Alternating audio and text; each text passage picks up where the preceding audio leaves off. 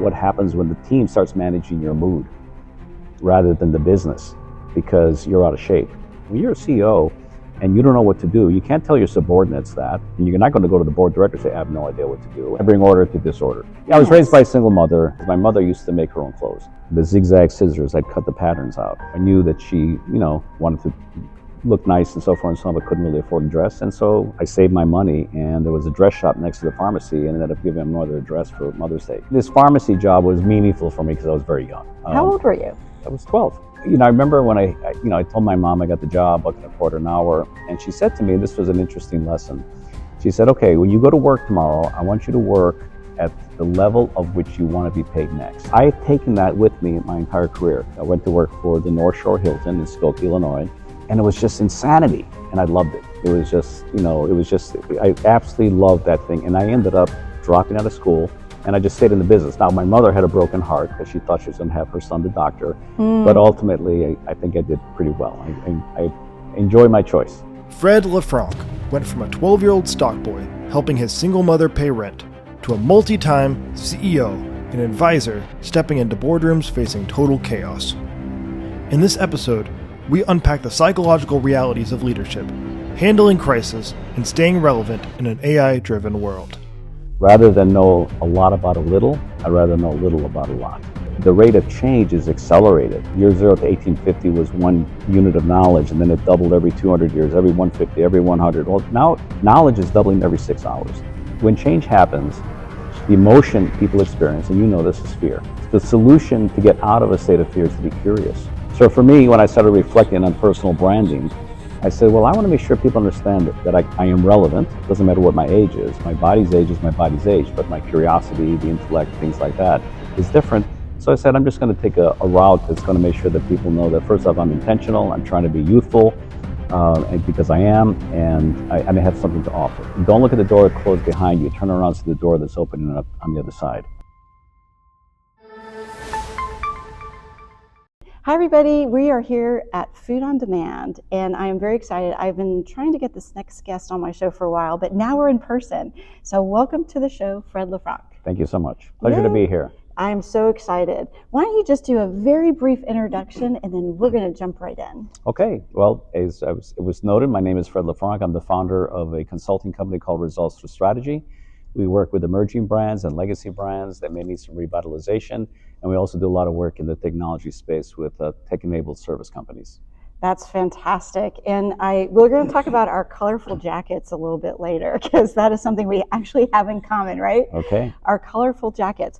But I like to start the podcast with people's first jobs. And when I say first jobs, I really do mean first job. So not first out of college, but literally, did you mow lawns? Did you do paper routes? What did you do? I did 2 first jobs. I did a paper route, and I also worked in a pharmacy in the neighborhood I grew up in. Oh my goodness. How old were you when you did the paper route? Probably about 12. Oh my God. See, this is what I find so fascinating today, because in today's world, I don't think we give 12-year-olds that kind of responsibility. Do you think? No, I think having a 12-year-old run around on a bicycle delivering newspapers today's world would not be looked on favorably. Well, what do you think about when you think about 12-year-old Fred and, I always say little Fred? What do you think you learned? I know it's hard. When you were 12, you probably didn't think anything about it. But now looking back, what do you think some of the lessons learned were? I had a great life lesson. I'm going to talk about my pharmacy experience.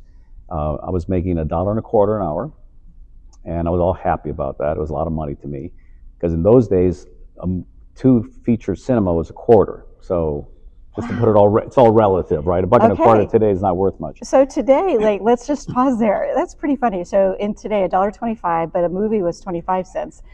You're living large. Yeah. So let's just say it's maybe $10 an hour now. Yeah. But I remember when I told my mom I got the job, looking at $0.25 an hour, and she said to me, this was an interesting lesson. She said, okay, when you go to work tomorrow, I want you to work at the level of which you want to be paid next. And she said, well, what would that be? I said, well, maybe $1.50. She said, okay, start working as if you're being paid $1.50, which didn't make any sense to me at the time. I said, but I don't. I make $1.25. She goes, that's okay. Just pretend it's $1.50. So I walked in with that attitude. But it was interesting, what I noticed, there was a lead stockman. I was a stock boy at the pharmacy, who, I don't know what he was being paid. Maybe he was being paid $2 an hour. But he kept on grumbling about how he's not paid as much as he deserves to be paid, and that he's only going to work at the level at which he feels he's being paid. So he was the opposite of me. Wow. And what happened was that within a matter of a couple of months, I got my quarter raise. So I said to my mom, I got the quarter, I got it. She goes, well, now go back in and let's say it's 175. Wow. And so I've taken that with me my entire career. Always work above the level that you think you're being compensated, because eventually what happens, and I've seen this happen repeatedly when the numbers change dramatically, that if a company is not paying you what you're worth, if you're already giving the extra, then go find a company that will. And I've always added more value. It's really about value, creating value, and taking responsibility that you can do that. So at a very early age, I learned that, and it's carried me throughout my whole career. That's amazing. You should high five. I'm sure you told your mom. I remember when I would tell my parents that I'm so grateful for the lessons, and even my grandparents too. Sure. My grandfather shared with me the pay yourself first. Right. So my whole life, it was, even if you're making $1.25 an hour, it still puts some of it away for savings. Correct. And I've taught my kids that. Yeah. But what a gift from your mom. Right. I mean, that's incredible. Are there any other little gems from your early childhood from your parents, or maybe a manager along the way?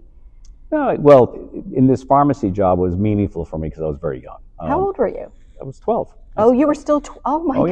Yeah, I worked my way through all of high school. Okay, wait, I got to pause on that. So I was definitely thinking paper route 12, but the pharmacy 12. I started at the same time. I had 2 jobs at the same time. Oh my goodness. I was raised by a single mother, and it was all relative, but I ended up contributing to my tuition at school. In fact, I told the story recently to people that I saved my money, and there was a dress shop next to the pharmacy, and ended up giving my mother a dress for Mother's Day, because my mother used to make her own clothes. And I would be the cutter, the zigzag scissors. I'd cut the patterns out. So I knew that she, wanted to look nice and so forth and so on, but couldn't really afford a dress. And so I started from a very early age. So as I got older, I made more money and paid the tuition, contributed to the rent, and always brought home groceries and things like that. So that was something that did at an early age. Well, it's interesting too. So that accountability and kind of adult skills you learned also very early, right? As you were giving back to help your mom, you were providing. And so, I mean, maybe you didn't, sometimes as teenagers, we might not appreciate all that, but that's amazing too. Yeah. Well, and those are the life skills you learn. I mean, that's what life's about. And it's, all of us have our own path, our own journey. The other thing too was working in a pharmacy, I had to deal with the public. And they would send me in the aisles of the holiday season to help sell cologne sets to the wives that were coming in to buy cologne. So this was the day of high karate. And, I learned to interact with the public and start selling and things along those lines. So there's some great life skills that take me to this day. Well, and it's fascinating because today we know, and I have data to back it up, but the younger generations aren't getting those early jobs, but they're also, as a result, not getting those early people skills. Correct. Because at 12 years old, if you got people skills problems, probably they were not all happy, cheerful people, and coming into shop. So you learn how to solve problems. Yeah. Well, now it's all texting. And it's interesting. I have a new assignment. I'm the interim CEO for a concept called Chip City Cookie, and we have a lot of first-time job people. And so getting them to understand the value what they're going to learn to carry them out. So I don't share all stories, but I talk about the skills you're going to learn in this first job can be with you the rest of your career. Maybe you should share some of those earlier stories, because honestly, I feel like when I share leaders' early job stories, when Gen Z hears them, I think it gives them hope and courage, because, I think sometimes they feel like they have, it harder than other generations or whatever, and they really don't. And it's showing up with that attitude. Sure. It's that positive attitude to say, yeah, I'm going to learn something, even if I don't like it. Right. I'm going to learn something. Yeah. Well, from every generation has its own challenges.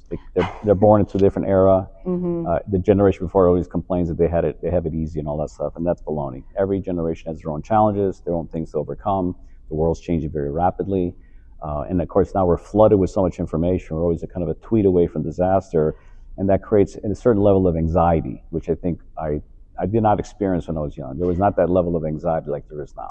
Absolutely, and I think the unintended consequences, we didn't have all of these things in our pockets 24/7. Right.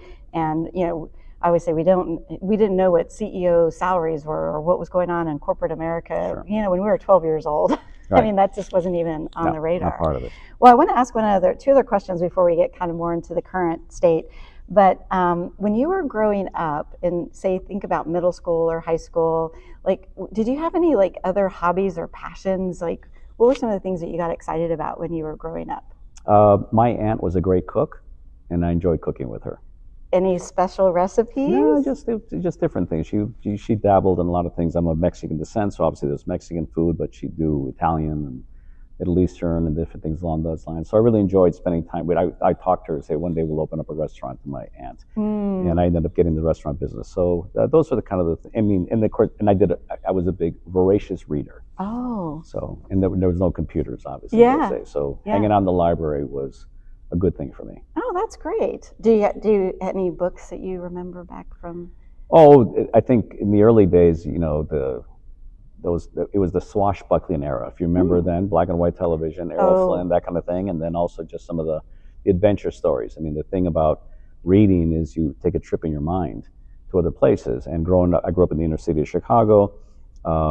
Didn't have an experience, obviously, at that age, a lot of foreign travel, and these were things to do it. And eventually, that morphed in high school into science fiction, which is even more interesting as well. The classics of Foundation trilogy or Isaac Asimov's books and things like that. No, well, and I like that because in today's world, we don't have that pause and to actually digest and let our minds be creative because we're so overwhelmed with content 24/7. I was talking to my kids and I was telling them that, I don't remember if it was 10 o'clock or 12 o'clock, but we're both old enough to remember where, on the TV, it would have that shh. Oh, yeah. Like off for the night, sighted off for the night. And, today's generation, like, what is that? No, it's 24/7 and Yeah. there's 300 choices and you still can't find something to watch. That is so true. I can't tell you. It's like so frustrating when you do that. But I do want to ask, I learned, and I guess I didn't know this, but so fast forward, did you have a favorite subject in school? I probably always leaned toward literature, English, things along those lines. Because I was such a voracious reader that always intrigued me. Mm-hmm. I mean, you do the typical, math and so forth and so on, but I wasn't excited about math. But definitely the literature was always good. And I was also in high school. We had a television studio inside the school, closed circuit television at the school, and I was the morning newscaster. And so that gave me a different perspective as well because we had to come up with news and so forth and so on. Well, this is why you're very comfortable here back in those days. But then I actually heard that you were pre-med, and when you went to college, I was pre-law, if you can believe it. I was pre-law, and I turned to marketing. But you would be surprised as I talked to a lot of executives that, they were pre-law, they were pre-med, and so how did you get to pre-med, and how did you end up not doing pre-med? Well, I applied for a special program, and I got in. There were 4,000 applicants. About 60 of us got accepted into Northwestern University in Evanston, Illinois. Yeah. And it was a full ride scholarship to become a doctor in like 6 years. It was a fast track. And I went for 1 year, but I really didn't enjoy it that much for some specific reasons. And I also had a distraction. One of the requirements of my scholarship was that I work 15 hours a week at a local job. So I did. I went to work for the North Shore Hilton in Skokie, Illinois. And it was a complete juxtaposition difference from Northwestern University. Now, my fellow classmates, brilliant, socially incompetent. They weren't nice people. Oh. And I realized that I wanted to know more. Being a doctor is knowing a lot about a little, and I wanted to know a little about a lot. And that's where my curiosity went to. And then the hotel was chaotic. We had Greek waiters, Puerto Rican dishwashers, African American cooks. We had a Norwegian captain, and it was just insanity. And I loved it. It was just, I absolutely loved that thing. And I ended up dropping out of school, staying in hotels for a while. I went to 3 different hotels. Started as, I was a banquet waiter, a room service waiter, guys who set up meeting rooms like the one we're in right now. And then ultimately left that business. I was with Hilton for 3 years and joined a company called Lettuce Entertainment Enterprises. Oh, I know them well because I was at Brinker. Yeah, so when I was 20 years old, I went to go work with Richard Melman at his 4th restaurant called the Pump Room. And I just stayed in the business. Now, my mother had a broken heart because she thought she was going to have her son the doctor. But ultimately, I think I did pretty well. I enjoy my choice. That's amazing. Well, I want to go back to something you said, and I'm not going to remember it exactly, but when you said, as a doctor, that they go deep in one area, but then you like to go broader. Say that again, what that line was. Okay, rather than know a lot about a little, I'd rather know a little about a lot. Okay, so that's such a fascinating discovery that you had, and so that you were in college, right? Yeah. Yeah. So, was there any particular you shared some of those the classmates and things, but is there something else that maybe you realized? Because obviously, given your depth of reading and things like that, that breadth, that curiosity is interesting too. So, is there anything like thinking back? Is there any other thing that drew you into that? That's a powerful insight. I think it started back when I was young with my mother, when I was reading a lot. I mean, it's like I was like, why is the sky blue? So my mother would go to the library and give me a book to say, here, read this. It'll tell you why the sky is blue. And so I've always learned to sort of. My mother helped me retain my curiosity. I think all children are naturally curious, but what you'll find, and I saw this with my own kids, is that people can tamp that down. Like stop asking so many questions and so forth. My mother never did that. She said, if you want the answer, go get the answer. So I learned to go get the answer. But hey, when the internet was born, I was thrilled. It's like, great, now with AI, even more information. So that I think intellectual curiosity, I believe, is a great quality for anyone to have. And I really value that in the executives and people that I work with. Because especially in today's world, asking why or why not remains a very powerful question. And you can go get those answers. Well, I think that's probably why we clicked immediately, and we've known each other for a while now, and I think I have that intellectual curiosity all the time, and I think I drove my parents crazy of asking why all the time as well. But I want to ask, I know I clearly hear the thread about the chaos that you had in the hotel business, and obviously you started your company just actually a year before I did my company. But I know you've talked a lot about the chaos, but I want to get deeper into that. So tell me more about why you call yourself the Chaos Strategist. The Chaos Strategist. I actually worked with someone to help me develop that.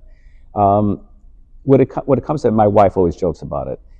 All of us have innate talent, okay? And there's three human qualities that we all have. You have, your reason, intellect, ability to think, emotion, ability to feel, and conation, which is your inborn talent. Now, the thing about talent is that this is who we are, and people start saying, "Oh, you're really good at that," and you don't know that because this is who you are. So my definition of talent is something you're really good at but never remember learning.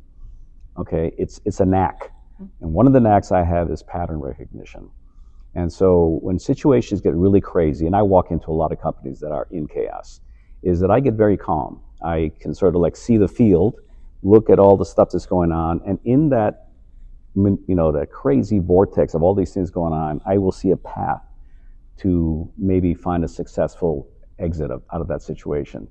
And so that's why I call myself a chaos strategist, is that I come into a situation, I have the ability to absorb a tremendous amount of data in a short amount of time, obviously get to know the team and the people, look at what's going on, hear all the opposing points of view and who they're finger pointing at and so forth and so on, and say, okay, this is the path that I think will get us to success. And that's why I call myself a chaos strategist. Yeah, I always think about, I use the phrase, I bring structure to the chaos, because it's similar. And I bring order to disorder. Order to disorder. So it's fascinating. But if you think about, obviously, you've had your company for quite a long time, but obviously the idea of seeing those patterns, when you think about that first hour, that first meeting, and a lot of times, is there something that stands out that you think, it's like reading the room, like in that first meeting or whatever, being able to really see, do you always have these vibes of like kind of seeing what could be? No, you do. So tell me about that. Well, you sense the end. Well, first off, I go there with intention to establish the basis for trust.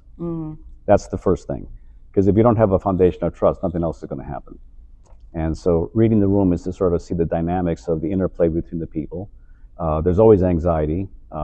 If I come in with a team to do an assessment, they get nervous that we want their job. We don't. Never want their job. We do want to support them in their role. And so we work hard to establish rapport and trust and really begin to listen. Listen to understand rather than listen to respond. And I tell all my clients, we do not come in with answers. We come in with all the questions that we jointly need to answer. And that's really what the exploration is. What about this? What about that? So forth and so on. And we start asking for information. I have a whole request for information that's very intense and very deep. And we get all this data. And then we go into the room and we're informed a little bit. And then there's always a self-diagnosis that a client will give you. which is fine. But generally, they're like all of us. There's blind spots. They may be missing something that's obvious to me coming from the outside. I get a big chuckle when we finally present to board of directors or private equity groups, and we'll give them some information. I go, "This is incredible. Where'd you get the data?" And I go, "From you." Except what we do is we go across the entire organization. We speak to everybody. We ask them for what their ideas are. Kind of, if you had, pixie dust, you can do anything you ever wanted, what would it be? Those kind of crazy open-ended questions. And then you start getting patterns and information. We also send out surveys. We do cultural assessments. So we get a lot of information that gives you the state of health of the culture, which I think is very important, because to me that's the secret sauce, is the culture. And then the state of the business from an intellectual standpoint, what's really going on competitively. I mean, all businesses exist with an exterior host, okay, the guest, the economic environment, and that's always shifting. So you need to be able to shift along with it. And that's the trick, is to teach companies to remain nimble and stay informed. Well, there's two things I want to unpack in that, because that's incredible. And I love that when you say, you had that data, because it is where sometimes companies are overwhelmed and they don't realize they have the data they need. But on that point, I want to ask about how your skills really help companies sharpen the right questions. Because today, you can get answers, but understanding what's the right business question is really what is so valuable today to get through all the noise. Right. Yeah. Well, I try and keep it simple. My starting point, especially in the restaurant work that we do, as opposed to, let's say, the technology companies, is I go right down to the guest journey. What's happening at the location level. Be you quick service, fast casual, fine dining, whatever the case may be. And now with a cookie company, which I've never really been a cookie guy, you really do it. So I went right to the shops to go see what the guest experience was, and immediately I was able to say, "Wow, we are missing the mark here," and let's start working on that. Now, and we develop guest journeys for our clients, and the guest journey is, to me, the emotional outcome of that experience. So people talk about, "Oh, we have a restaurant experience." Well, what does the word experience mean? And I define it as an activity fused with emotion. An activity fused with emotion creates memories.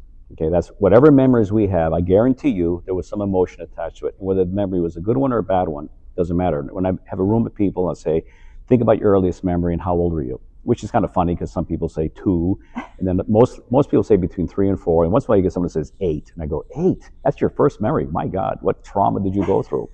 But in either case, they tumbled down the stairs as a toddler, or they saw a spray of balloons with a clown. It brought them joy. Whatever the emotion is what created memory. So if we are trying to create a memorable guest experience, then what do we do to manage the memories? Now, so someone like Danny Meyer gets this implicitly. He understands his seminal book, Setting the Table, Service and Hospitality, service being the mechanics, hospitality being the feeling that's generated. Chick-fil-A is a very large company, really understands this very well, because they create such memorable experiences. You're treated with courtesy and respect, which is not always the case, as you know, in certain restaurants. And so when we start developing that, we take all whatever the guest journey touch points are, including nowadays the attraction comes through social media many times, besides word of mouth and all that. And then the entry, and then the ordering, delivery, so forth and so on. At each stage, there's a possibility of negative experiences or positive experiences. The way we demonstrate that is we take a map of social media and show them all the negative comments they made at each stage of the journey, say, "This is the worst that could happen." We take all the best ones, say, "This is the ideal journey," because there's never an ideal all the time, but this is what you're striving for, and then help them construct that understanding. Once we have that roadmap, which includes a first-person voice statement by a guest, their defined guest, of what they went through, first-person voice of the employee that's taken it through the journey, we then look at their training program. And I'd say about 99% of the training programs that I look at have nothing but mechanics. There's nothing to do with the emotion that you want to generate. And once you add that element in there, it's transformative.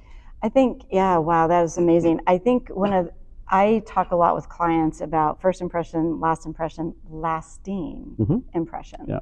And so when you think about the lasting impression, it's a culmination of all of those moments and memories.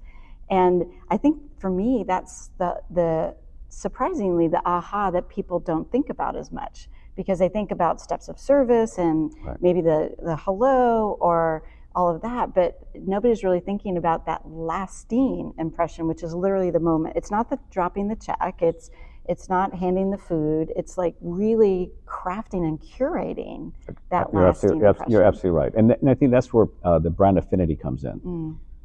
Brand is ephemeral. It's what people think about you in your mind. The concept is the execution of what you're doing. The lasting impression, to your point, is where that brand affinity takes place. And the companies that understand that and relation, good or bad, for that matter. that lasting expression is where you're going to grow. The great brands understand and respect that relationship and treat it carefully as something precious. The ones that are just mechanical and transactional don't, and therefore they suffer for it. Yeah, let me ask you a question that I was just curious. So given today's generation, we just talked about that, and everything's, AI and everything's on their phones.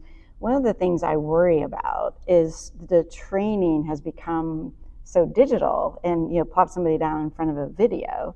And even in some of the companies you mentioned, that if they're not even trying to train the actual experience, it's functional. Right. How do you do that? How do you balance efficiency of online training videos with skills? If people are showing up to work and they don't even have those basic people skills, sure, they're not going to learn them on a video. Correct. So what are your thoughts on that? I think that's what leadership's here for, to do. That's what leadership's all about.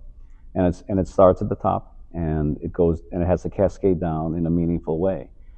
So getting everyone aligned with your brand vision and purpose is an important thing. Understand the values that you want to have. A lot of people toss it around. I don't like mission statements on walls. They have to live in the hearts and minds of people.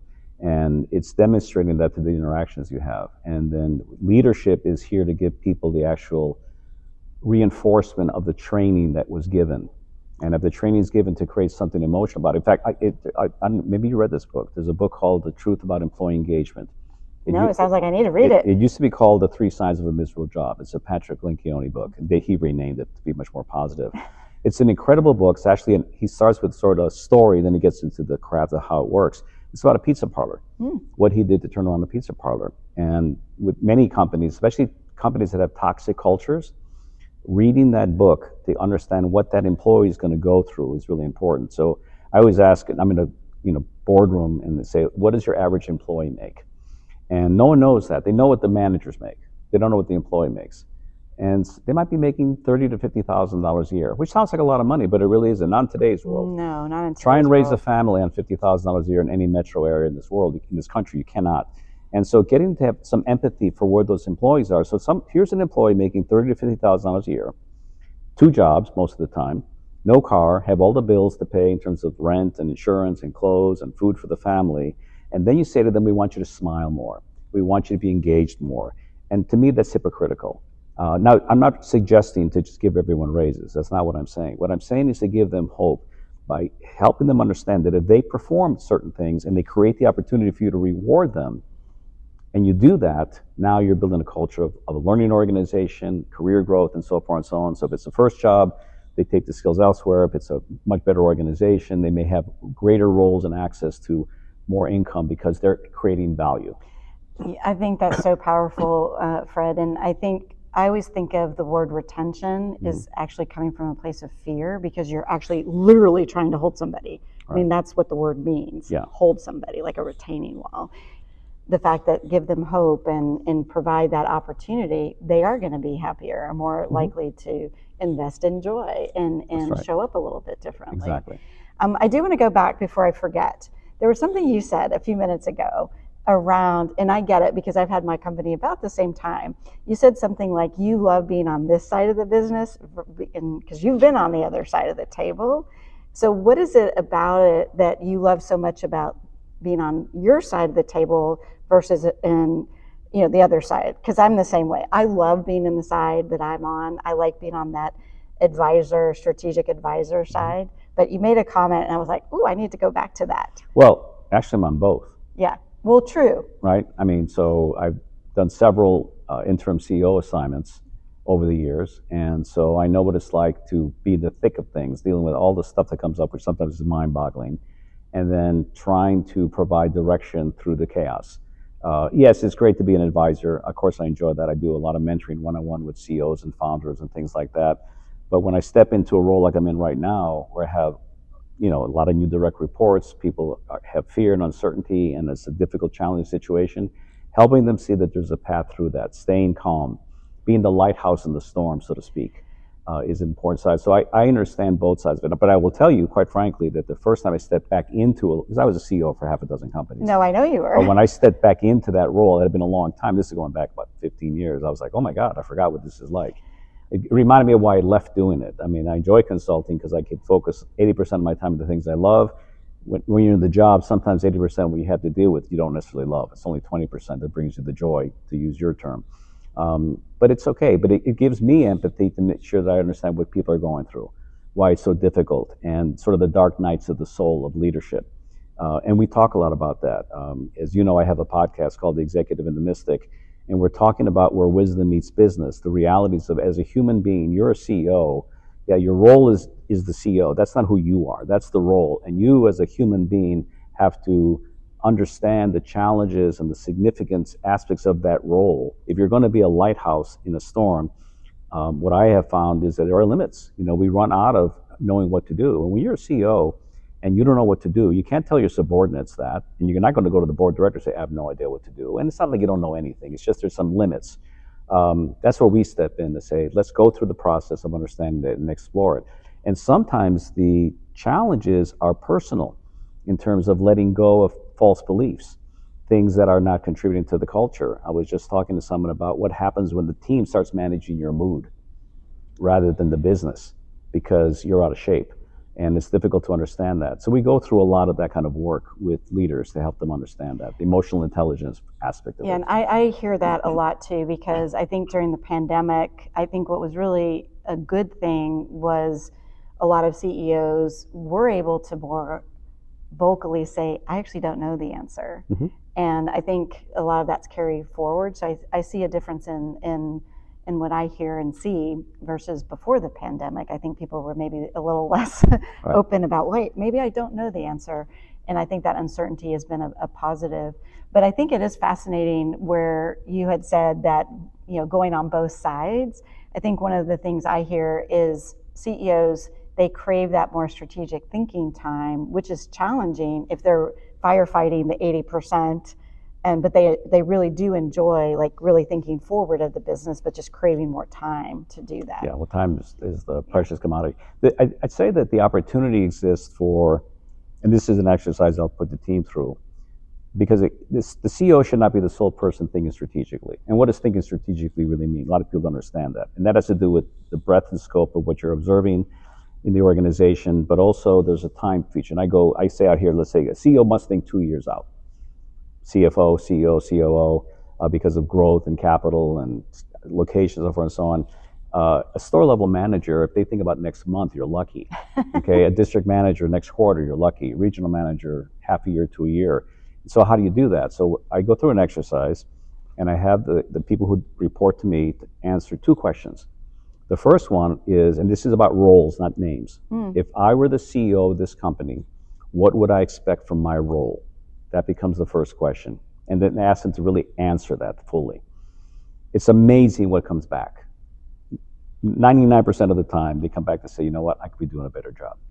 I never considered if I were the CEO, what I would expect of my role. So it's a self-reflection. Right. Now it's a self-reflection. And that's a good one. Mm-hmm. Second question, and this one gets even crazier. If I were the CEO in this company, in this current state, what would I do across the whole organization? So now you're going across the whole breadth of the organization. And that elicits some really interesting responses. And I love that question. No, and what ends up happening is that the individual goes through this epiphany of, one, I could be doing a better job because now I understand how I can add value. It's always about adding value to the organization by performing better. What am I accountable for? Not what am I responsible for? What am I accountable for? And the next thing is to understand, from being in the seat of the CEO, that perspective is really, really different. And they learn some great things. And then when you talk about it openly, the entire organization is elevated. Well, let me ask a question, because I love all of that, and I can relate so much to it. How do you apply that chaos, strategy and fixing things in your own world, in your own life or your own business? Well, it's some of the things you already talked about. I mean, it's taking the time to reflect. I get up early in the morning, so I'll meditate and do some of that. That helps me to be clear on what it is I'm trying to achieve in my life, in terms of my priorities with my family, my health, That's a big one. And then working with my clients to be of service to them. So it's just about, it doesn't take that long. 30 minutes of concentrated either focus or awareness can accomplish a lot. I always crack up when people say, I've been thinking about this all weekend long. And the reality is they haven't been thinking about anything all weekend long. They might have spent 15 minutes thinking about it, but that's okay. Concentrated thought in a period of time can be very, very powerful. So if you had an extra hour in a day, how would you spend that extra hour? Probably reading more, not doom scrolling, but really, with intention, reading specific materials, things like that would benefit me. I believe that all organizations should be learning organizations, but it starts with oneself. Right. And back to that intellectual curiosity, what's going on out there. And what are you most nervous about relative to like the future of the restaurants or the future of just, all the uncertainty? There's always opportunity when there's uncertainty, for sure. But is there something that you're thinking about that's like, that's a big one, or that you're seeing? Well, I think right now, what the world's going through, forget the insanity of wars and stuff like that for a moment, if we can, is that what's happening in this age of AI, I think it's going to be one of the most seminal times since the internet was launched. November 2022 is when ChatGPT came out from OpenAI, and it transformed the world, and it's going to continue to do it for a long, long time. So it doesn't keep me anxious, but the rate of change is accelerated. I think the unit of knowledge from year zero to 1850 was 1 unit of knowledge, and then it doubled every 200 years, every 150, every 100. Well, now knowledge is doubling every 6 hours. That's an incredible rate of change. And so you cannot keep up with that. It's like chasing a train that's speeding along the track, but you got to stay on the track. And so what I reflect on is, what can I do, at my age or someone younger than me in this world to make sure that you don't become irrelevant, okay? Because that's always a consideration. I remember when the internet started, travel agents were gone, things like that, right? Because you didn't need them anymore.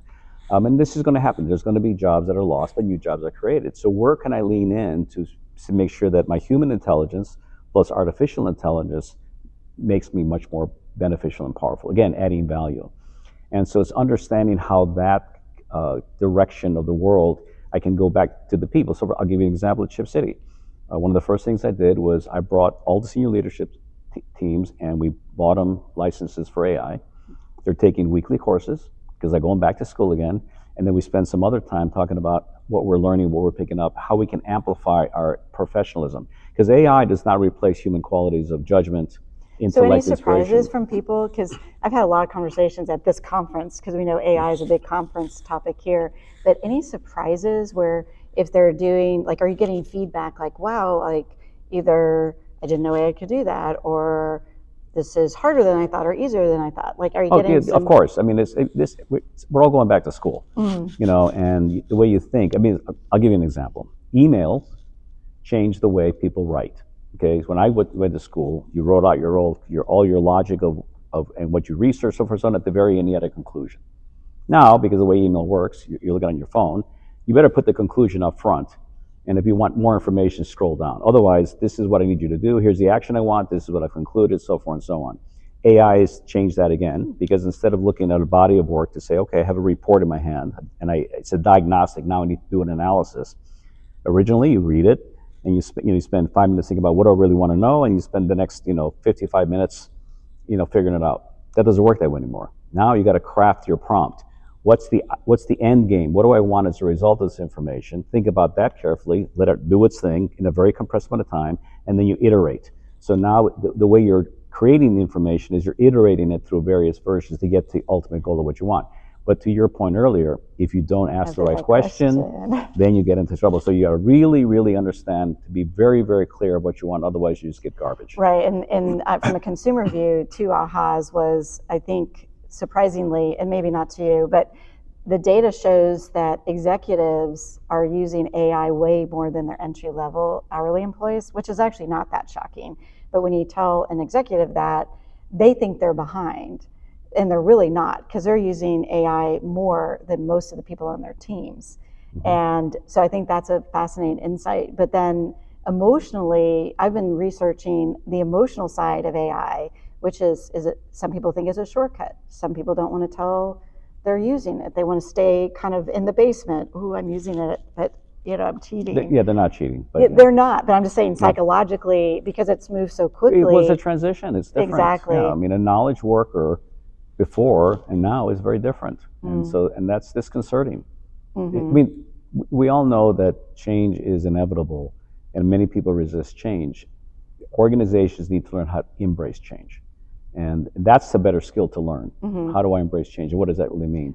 And the thing that I look at, when change happens, the emotion people experience, and you know this, is fear. The solution to get out of a state of fear is to be curious. And joyful. And well, joyful will come after you see the hope, right? But you start getting curious to say, well, what is it? What am I feeling? Why am I feeling fearful, or apprehensive, or anxious? And then you go from there. You move it from that negative feeling to a positive feeling. I can't even, I like, amen to that, Yeah, Fred. exactly. Amen to that. Well, I want to ask a couple of fun questions because if you know Fred, he likes colorful jackets, and we have this in common. And I was actually hoping, and I just was taking a chance, I thought you might wear your purple jacket today. But I want to tell me about why you love such awesome jackets, because you have colors. The one you had yesterday was, I'm not sure how to describe it, patterns. It was plaid. It was plaid. Was it plaid? Yeah, pastels. Pastel plaid. I remember the pastel, but yes, I was trying to remember if it was just plaid. But clearly, and even just the little handkerchief. Tell me, like, why? Like, what is that about you? What does that say? Oh, I don't know. I think I spent enough time mimicking the gray flannel suit that business people wore for many, many years. And just like my title of Chaos Strategist is meant to be unusual, I think it's kind of personal branding. And one of the things that's interesting, I'm older than probably 99% of the people that are in this conference. And I learned a long time ago, I'll never forget, I had a conversation with a client who I will not name. And I had recommended that he speak to someone that I knew that could help him with the challenge he was having in his business. It was a franchise business. And he goes, what am I going to learn from some guy with gray hair? And it was a really interesting statement, very judgmental, but nevertheless there. And he pointed to someone else across the room. We were at a conference. And he said, see that guy in that navy blue blazer with the brass buttons? He goes, he has nothing to tell me. And this is, I don't know, about 10, 15 years ago. And this was when casual wear started coming into the office, right? I mean, and I'm wearing jeans. I never wore jeans in a business I got my meeting black jeans at all, on. right? I mean, Yeah. This has changed. But it made me think about that and realize, first off, even though it was very judgmental what he said, it was accurate in the fact that's reality. People are going to look and look at you and say, oh, well, I'm going to learn anything from them. So for me, when I started reflecting on personal branding, I said, well, I want to make sure people understand that I am relevant. Doesn't matter what my age is. My body's age is my body's age, but my curiosity, the intellect, things like that is different. So I said, I'm just going to take a route that's going to make sure that people know that, first off, I'm intentional. I'm trying to be youthful. And because I am, and I have something to offer, and that's really where it comes from. Well, I think the other thing that I was waiting to see if you said, but you stand out in a room in a good way. Yeah. No, in a good way, and even your glasses too. But I love that because, as you know, I wear colorful, and I have my whole life. So I look at myself and, like, you have your conference photos. Everybody's in their neutral colors, and then I'm in my pink or teal or purple. So. Exactly. I love that about you. But I think the insight you said is so powerful, which is people do judge. People do judge. And I think there's something about how you present yourself, whether you choose, colors or whatever, it's how you present yourself says something about if you come across as being relevant. Right. And I do a lot of career coaching. I've been between jobs in the past, and I know what a horrible place that is. It's like purgatory. It's not quite as painful as hell, but it's pretty damn painful. And people are very good at doing jobs and not good at getting jobs. And anytime someone reaches out to me, I will always make time for them, regardless how busy I am, because I remember what it's like to sit by the phone or the email, waiting for someone to say whatever, and they're talking to recruiters, and they got the resume and so forth and so on. And it's fear, it's unknown, and I walk them through that to help them understand how to present themselves. I look at their LinkedIn page, and there's no banner on it, and it's got a shot from your college days when you're hungover, whatever the case may be. Yeah. And then we talk about that, how to present yourself. And we're in a world that, if someone meets you, they're on LinkedIn right away. Okay, so you better get your LinkedIn profile there. You'd be shocked how many companies have no standards along the LinkedIn profile for their employees. I had no idea. There's no look, nothing. It's just blank.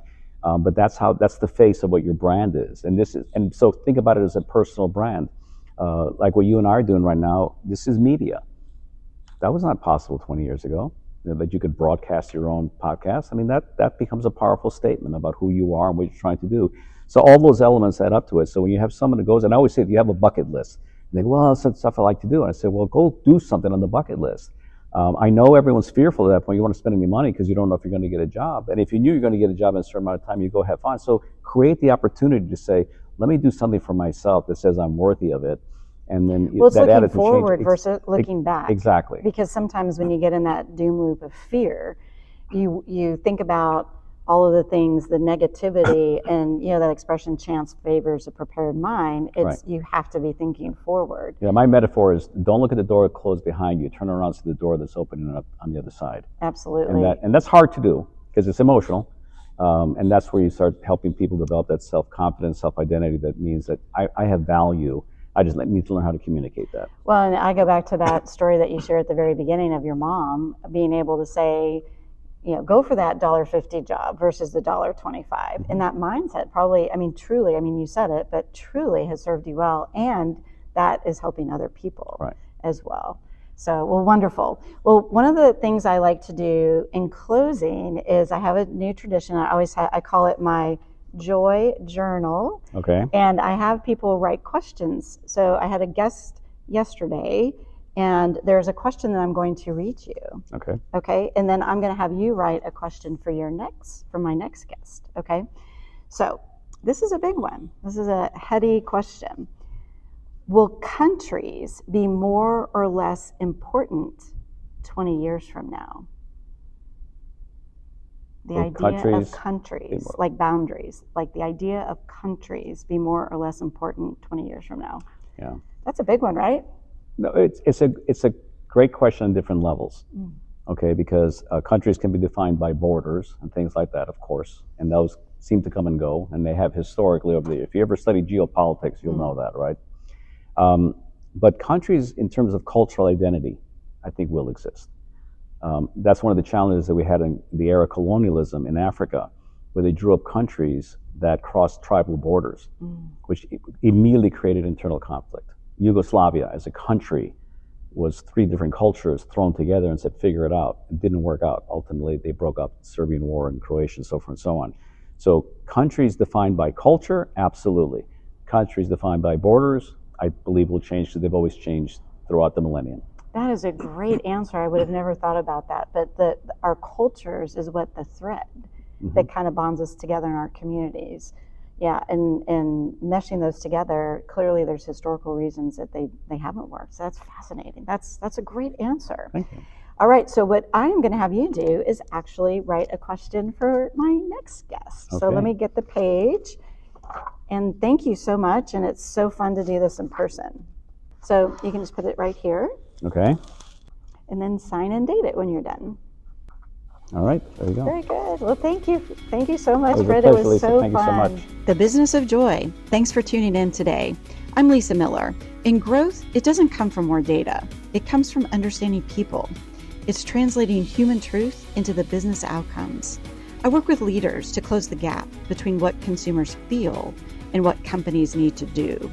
It's turning emotional insights into strategic advantages. It's the clarity that you need to drive growth. If that sounds interesting, let's connect. You can reach me at lisa@lwm-associates.com or on LinkedIn, Lisa W. Miller. And remember, joy is a choice we make and a business we build. So keep investing in joy.